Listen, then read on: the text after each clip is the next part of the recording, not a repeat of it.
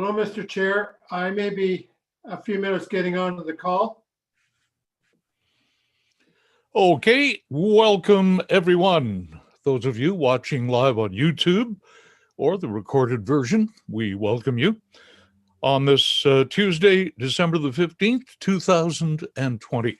And this is a special meeting of Douro-Dummer Council. Our normal regular council meeting will start in an hour from now at 5 o'clock. So this is a special meeting of council. And to deal with one matter and one matter only, and that is our new website that is being developed. And we have Mr. Weiss here to answer questions and describe things to us. Is there any disclosure of pecuniary interest with anyone on council? No. Okay, seeing no hands, we'll take a bit of a roll call so everyone knows who is who. I'm J. Murray Jones, Mayor. Councillor Watt is here, a little wave. Deputy Mayor Carl Moher. Yes, I'm here, but I'm going to have to leave for a few minutes. Okay, if you could announce when you do leave, would be appreciative. Okay. And Councillor Landsman. And Councillor Watson. Okay, so we do have a quorum. For the record, Deputy Mayor Moher has left just for a moment. So without further ado, we have Sean Weiss of eSolutions with us. And this is the company who is designing our new website, which hopefully, and I'm sure it will be, much easier to navigate for the public and for members of council, for those seeking information. So without further ado, I'm not seeing Sean on the screen yet. Martina, is he there? Yeah, Sean is with us. Here he is. Oh, there's Sean. Okay. Hello. And welcome to Douro-Dummer. We're going to turn things right over to you, and we're going to let you deal with the entire subject, because I got a feeling you know more about it than we do. Awesome. Thank you very much. And thank you so much for having me today. My name's Sean Wise. I always say to people that I have a pretty weird job title. They call me an information architect, which is just a weird way of saying that I spend way too much time organizing things. That's kind of what we're going to be talking about quite a bit today. We're going to be talking about the navigation tree testing that we did for the new website to kind of test out the sitemap to make sure that things are easy to find, that folks were able to find what they were looking for. And I'm sure they call you, Sean, a wise man. I've never heard that before. No. So what we'll do, I'll just kind of go through a brief presentation, and then I'm going to be taking you through the feedback and findings that we've got. Just let me know if I'm going a bit too much into detail, or if you have any questions, feel free to interrupt as we go. I like talking about this stuff probably a little bit too much.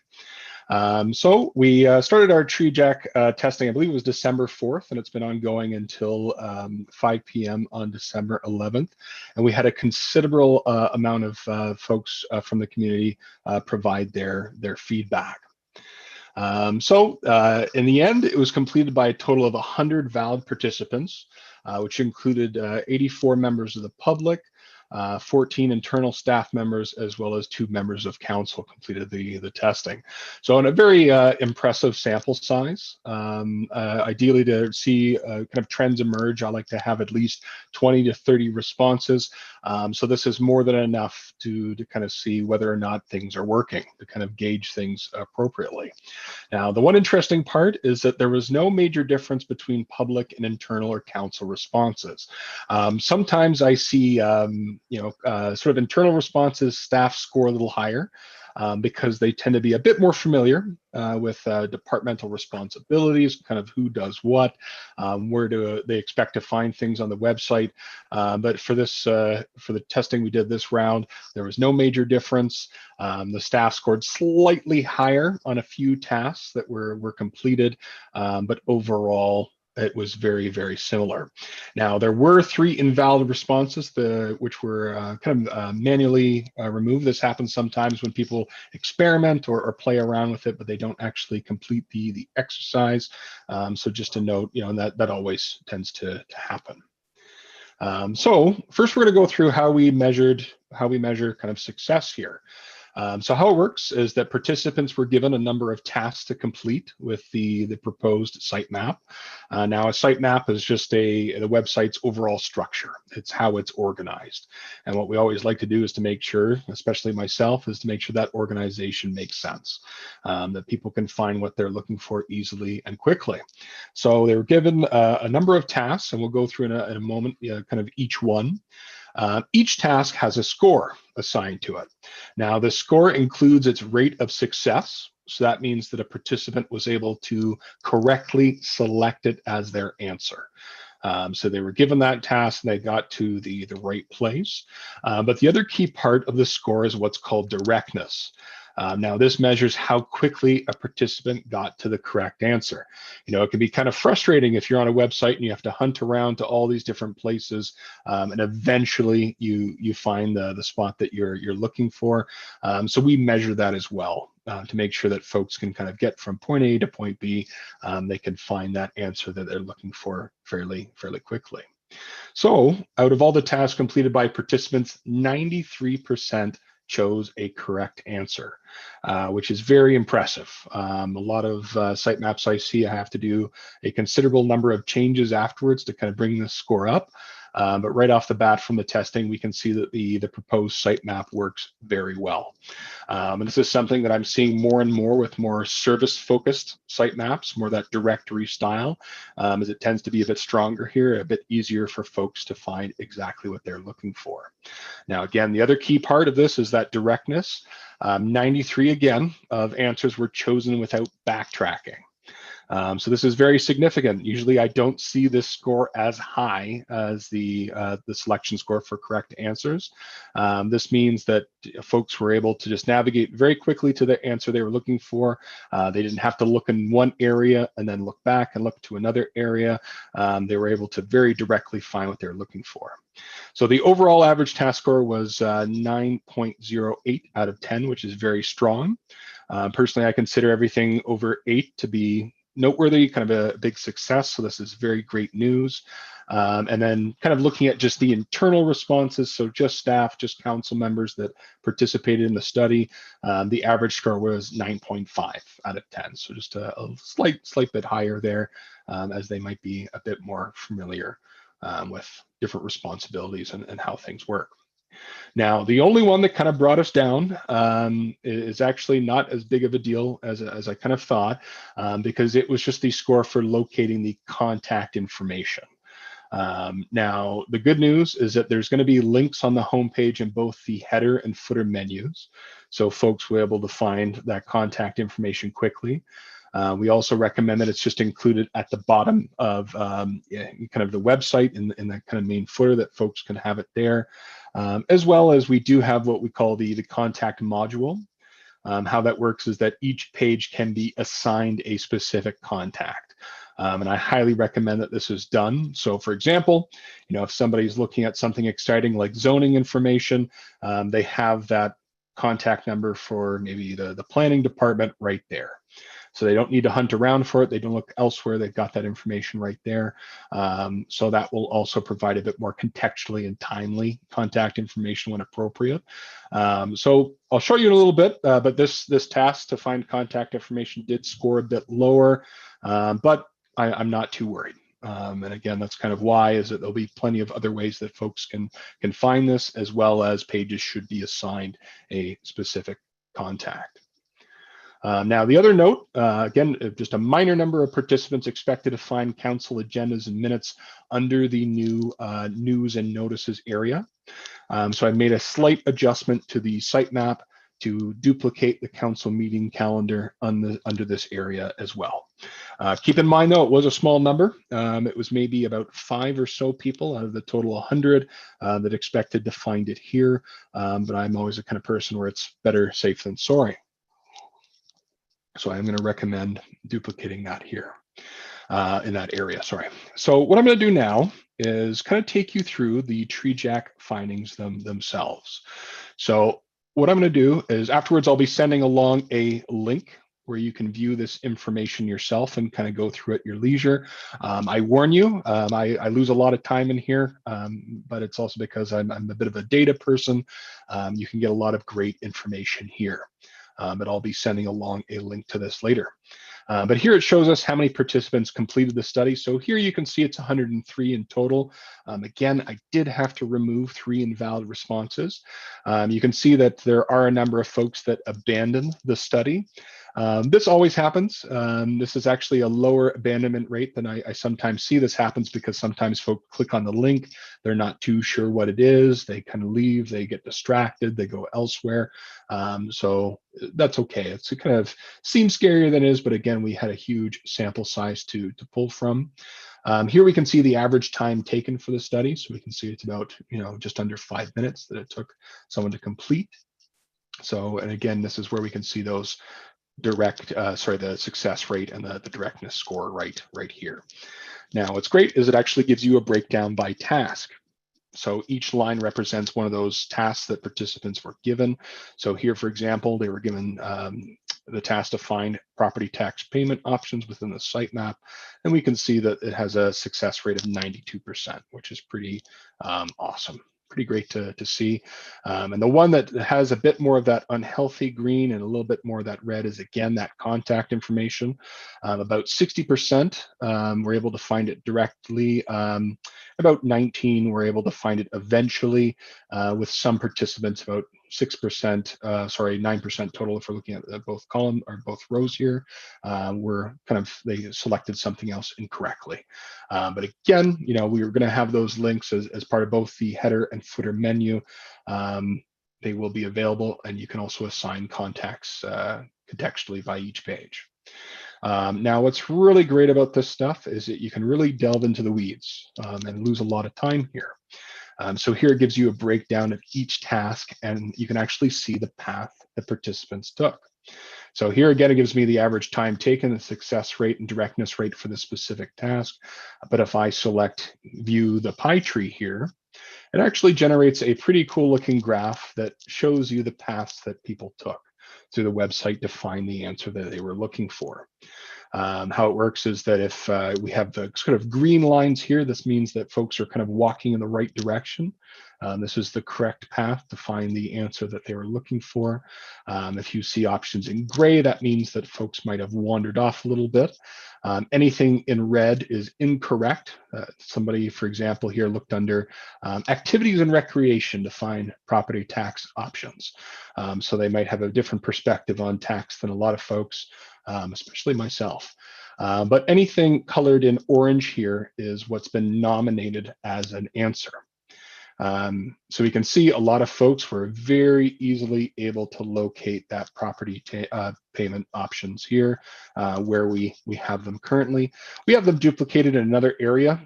We can see that one participant kind of looked there, but most participants went through the property taxes area. So again, this is what we want to see. Again, there's always going to be a few little anomalies, kind of strange things here, but we can see the score for this is very high. Most participants looked in the correct location. So again, most tasks were very, very high. We even got a few scores of 10, which I rarely see on the testing that I do. And here we can see one of our lower scores. This is where folks struggle to find that contact information. So I can pull that up and we can have a look. So this is where it's kind of tough, because what happens quite a bit is that folks will look kind of depending on the context.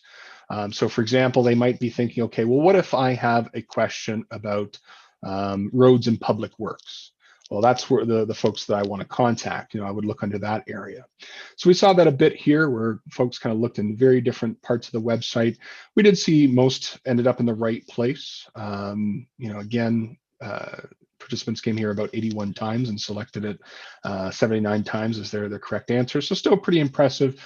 But again, it was this task that kind of brought the score down a little bit. However, again, I recommend that the contact module is used in these different areas to account for this. So for example, if somebody was looking for, a contact number about maybe a few questions about the official plan, then the correct contact information is given on that page.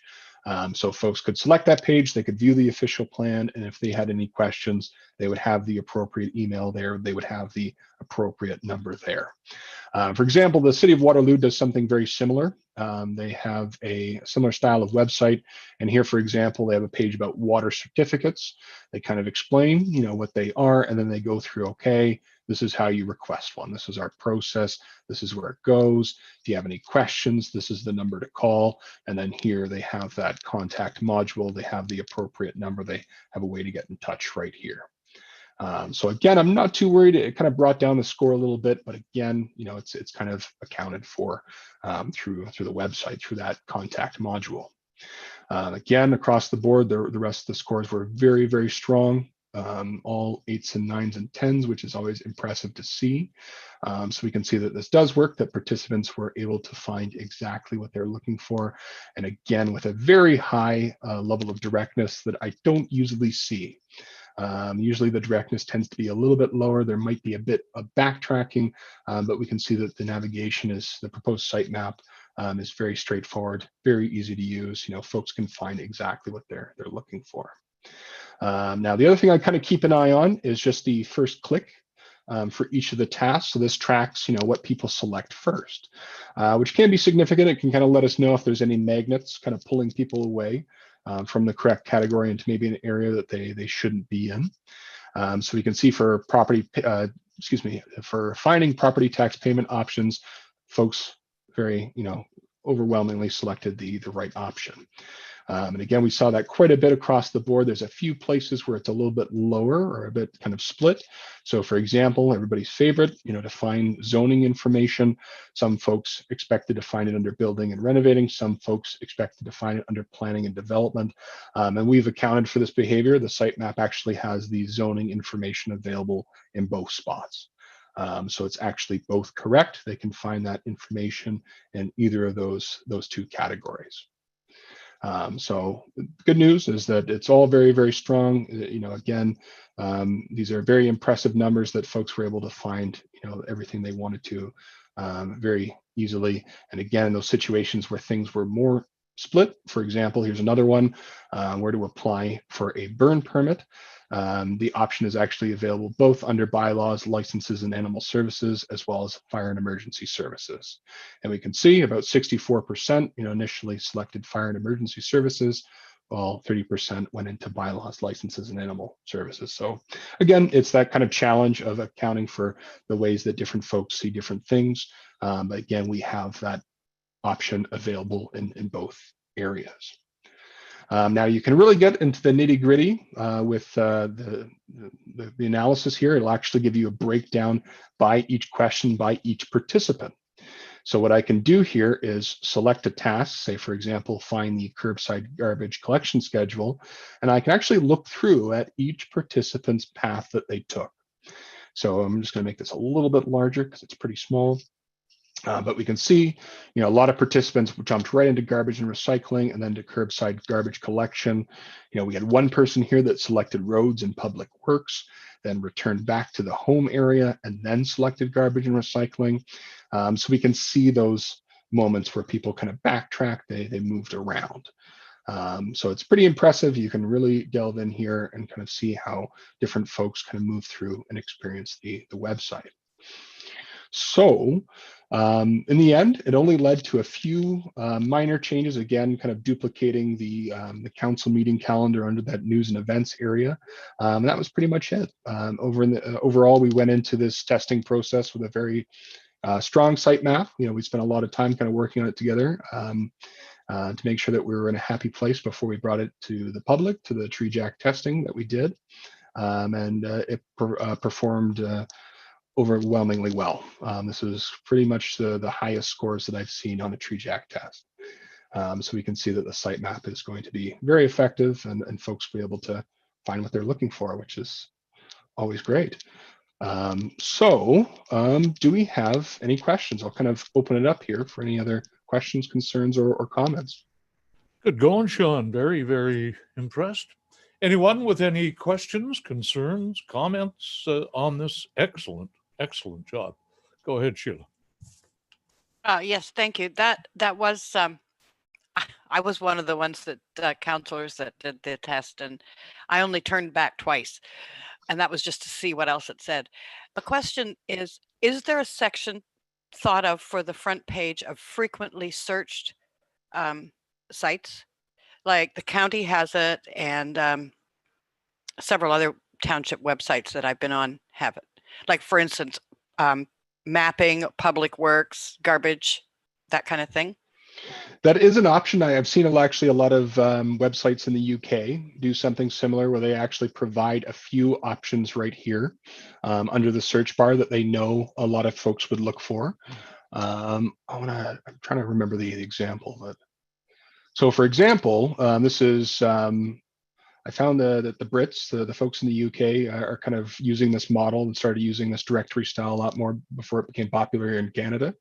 But you can see, for example, here, they have 4 options that are their kind of top requests. So they can see, hey, getting a free coronavirus tests are really important to their community. That's a frequently asked kind of service. And so they have a bit of real estate to kind of place it here, as well as making a payment. Their Christmas opening hours are a big question right now in their community, as well as everybody's favorite to check their bin day. So you can see that that's how they've addressed that. That is kind of an option. It's something that we could explore to kind of place a few of those top requests so they're available right there.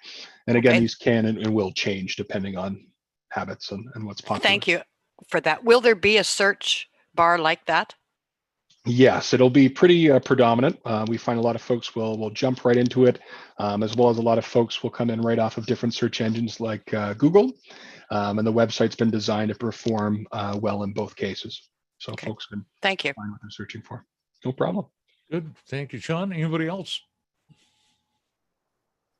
Wave your hand. I do see one hand up here. I'm not seeing everybody because of the screen. Where's the hand? Mr. Mayor, it's Martina speaking. Oh, go ahead, Martina. I should have known your hand anywhere. That's okay.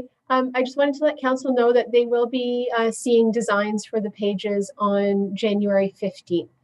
Okay. There's going to be January 19th. There's going to be another presentation. Okay. So this basically is simply an update to let us know how things are going so far, I assume.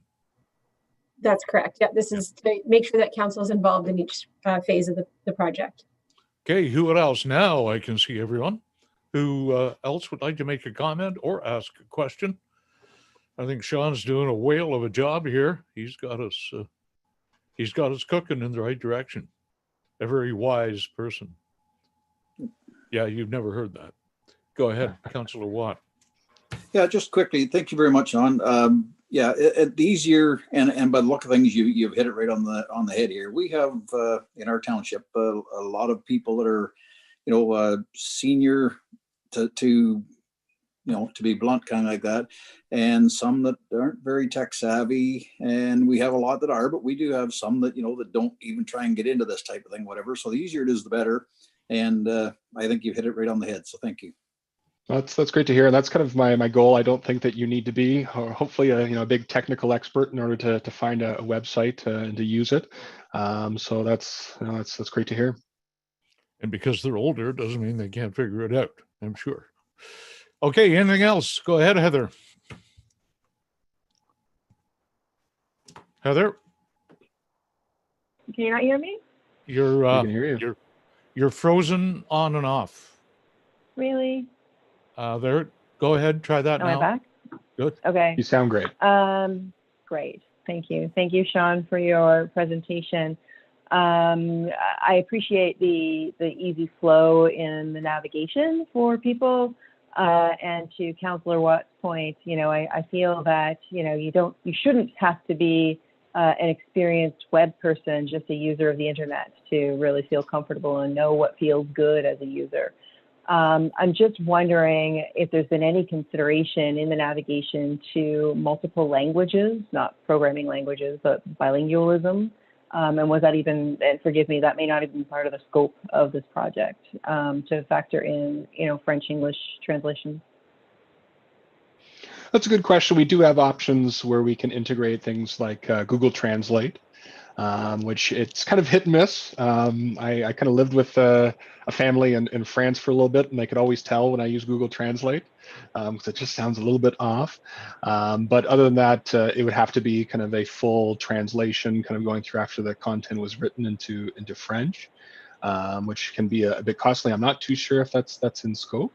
I don't remember that offhand. But we do have the Google Translate option, which kind of helps a lot of people that might be, with a few different language options, let's say. Great, thank you. Brian, go ahead. It was out of the scope to provide multiple language formats for this website. There will be accessibility formats for read aloud and things like that, available through browser plugins and things like that. But so you may be able to get a Google Translate add-in for the website, but it won't be anything that we would do on our end. Okay. Any other questions? Sorry, can everybody hear Brian? Yeah, we could. I could. Did you not?